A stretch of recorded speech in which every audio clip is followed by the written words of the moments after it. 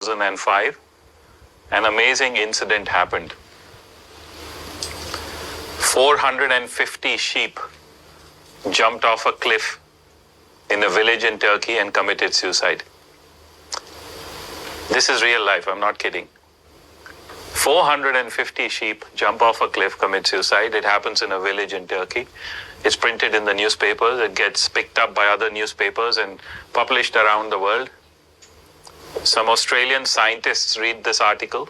They're amazed. How did this happen? How do sheep commit suicide? It's not known to happen. The higher, more intelligent species do it. But sheep, they never do it. So they approach their university, they get a grant to go and study the phenomena, what's happening here. To dig in and to understand, are the sheep really evolving as a species? Are they becoming more intelligent?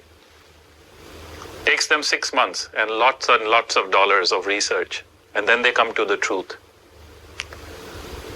The truth is that all of these sheep were from a village at the base of that mountain. It was a village of shepherds. Literally thousands of livestock in that village. And on that particular morning, all of the sheep were gathered together and taken up for grazing. They're walking on this mountain and they're close to the edge. And sheep always move in big, huge groups, Security in numbers, safety in numbers. So they're moving as a group, as a bunch, being herded and being put together and kept moving along by all the shepherds with them. Now the guy in the front who's supposed to be the leader of that group, he thinks the guys behind me know what they're doing because they're pushing me forward. They're all moving as one big bunch. The guys behind me know what they're doing. They're pushing me forward. So he keeps walking ahead of them, being pushed by the ones behind him. The ones behind him are thinking the guy in the front knows what he's doing. So we better just follow him. So he knows he's leading, we'll follow him. So that's what they're doing. All of them are thinking the other guy knows what he's doing. Now the first sheep comes towards the edge, and because the guys behind him are pushing him, he slips, he loses his footing, falls down. Believe it or not, one by one, 1,500 sheep after him jump off that cliff because the first guy did it. Listen. Then why did only 450 die? Because those were the first 450. The others landed on them, they were saved. This is real life. Now this is often how human beings live also. We never question our own life. We never question what we are here to do. Who are we? What is my purpose in life? My brother, thank you very much. This is really how human beings behave. We never question. We don't question anything. We don't question religion. We don't question science. We don't question politics. We don't question authorities. We don't question anything. Some people even justify because it's been working like that in the past. So it's going to always work like that, and it's always going to give them the same result it has been given in the past. Nobody questions. People are afraid to ask questions. Just this, the same, not too long ago with the same, what's going on in the news in the Middle East. When I tell people question, they get upset, they get offended. Some of them get offended with me. They want to cut me off, and they're asking me, "Are you sure you are safe?" I mean, they question. I'm like, really? We don't ask any question.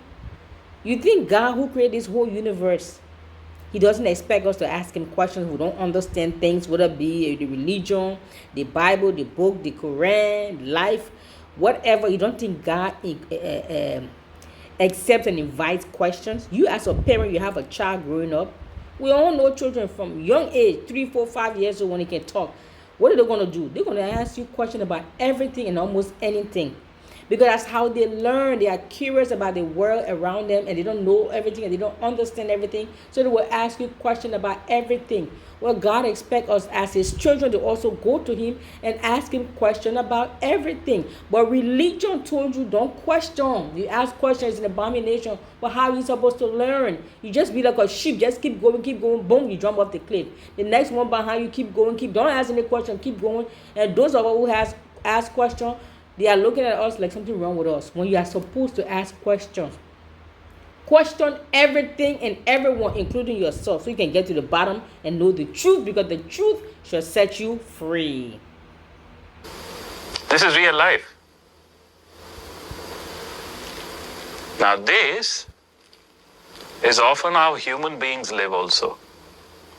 We never question our own life. We never question what we are here to do. Who are we? What is my purpose in life? Thank you. Instead, we live like sheep, simply being conditioned by others and following what the world expects of us and wants us to do. Thank you. We live not by our own North Star. We live by the directions set within us by the world. Thank you. You hear that, beloved? You are meant to question everything and anything, including yourself. There's nothing wrong with asking questions. God does not have a issue with you asking him questions. I know religion make you think, oh, don't question God. God didn't tell you that. It's not even in the Bible that it say don't question God. So how are you supposed to even know God? How are you supposed to understand him? How are you supposed to relate to him? How are you supposed to understand this whole big vast universe he created and put you inside? How are you supposed to understand how things function? How are you supposed to understand the spiritual realm where God dwells? Because the Bible says he is spirit. So how are you going to communicate with him? How are you going to understand him? How are you going to understand this world if you ask no question? You just take whatever your apostle said, whatever your bishop said, whatever your pastor said, whatever CNN said, whatever the news media said, whatever the politicians say, whatever your mother, your father, your grandmother, all the traditions. Some of us, especially some of us from Africa, we follow traditions that are 200, 300, 400 years old, 2,000, 3,000 years old, and we follow them without asking any question. Nobody asks any question. And people think because it's been going on for 2,000 years, that means it's right. So people who are enslaved, the black people who they brought from Africa and brought them to America, made them slaves. If they never sat back and began to ask questions, why are we enslaved, and rise up, they will still be slaves today. Many of the revolution and changes that many of us that are enjoying, some of the privileges and the liberation and the freedom that some of us are enjoying today in the world, because some people before us stood up, rose up and asked questions. And because they begin to ask questions, demand an answer, we are enjoying the fruits of their boldness and the courage to rise up and question the status quo and question the powers that be. Excuse me. So don't be so complacent and just sit and just accept everything, and you're scared because religion too have put fear in you. Don't question. Sit down in your prayer closet, or sit down in your quiet room, your meditation room, whatever. Sit down and ask questions to God. He will answer you. How you going to know him? If you're going to get a relationship with somebody, you go on a date. You go on a blind date with somebody, for instance. Let me make this relatable. You go on a blind date with somebody and you meet face to face. How are you going to get to know that person if you don't ask any questions about them? How are you going to have any relationship and maintain any relationship with anybody who asks questions? The point of this message is question. Don't just follow the crowd. Don't just obey the powers that be. Don't just take anything because the book is 2,000 years old or 100 years old or 100,000,000 years old. You must still question, because even if you say the book was inspired by the Holy Spirit, but it was still written by men. Men sometimes have evil heart, ulterior motive, evil agenda that can slip through and be put there. That doesn't mean everything in the book is wrong, but you must question it. Questioning doesn't mean you are questioning the existence of God. Questioning things doesn't mean you are questioning the existence of God. He exists. Those who say he doesn't exist, check their brains, and maybe they had a lobotomy or something. Anyway, before I digress, thank you very much. Make sure you share this. Make sure you subscribe. Put your comment below. Let's discuss. Is it good to ask questions? Should we begin to question everything? Science, medicine, religion, spirituality, education system, the LGBT agenda, every agenda, racism, everything, war crimes, everything, marriage, whatever. Should we begin to question everything? Question everything doesn't mean you're looking for trouble, you're looking for a reason to agree or disagree. Sometimes you may be questioning because you just want to learn and you don't know. And sometimes you may be questioning because you want to challenge the powers that be. Sometimes you may question because you just want to disrupt the powers that be, or disrupt the things the way it has been flowing, or you want to shake the table, or you want to flip the table, shatter the table, flip the boat, whatever. But there's nothing wrong. Question is very healthy. If you stop questioning to me, you stop living, you stop thinking, you stop dreaming. Question. Thank you.